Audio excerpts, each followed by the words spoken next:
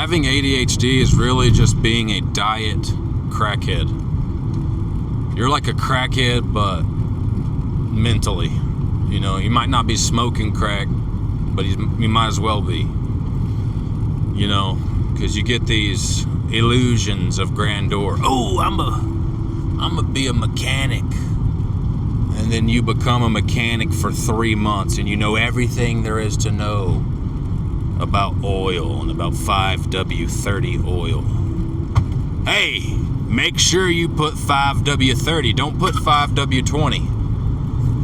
And then after 3 months, you never want to look at a car again in your life. And then you go, oh, I'm gonna build a fence.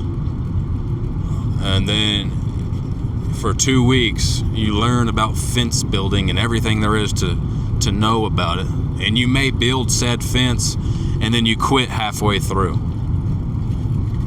That's ADHD in a nutshell. And then the crackhead vibes is when you get in the car and you forget your wallet, and then you have to turn back around and go get your wallet, and then you forget to lock the door. So then you turn back around and you lock the door. And so the older you get, the more, like, you recognize that about yourself, and there's really nothing you can do about it. So then you're just sitting in your car, driving to where you need to get to, and you're looking for your wallet. You know, I got my wallet. Do I got my phone? And then you're just checking if your stuff is in the car the whole trip, even though it's there. You check like 7 times. Now, is that ADHD or is that schizophrenia? I don't know. Hopefully it's ADHD, right? You know, hopefully we're just dealing with ADHD. But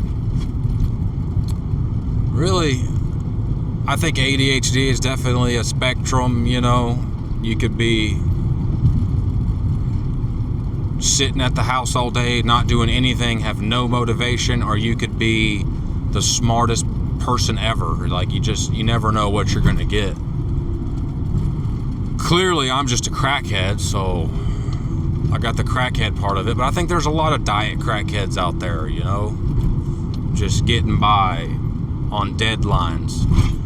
And then if you raw dog it, if you go, hey, I'm gonna do it undiagnosed, and you don't set deadlines for yourself, then nothing ever gets done.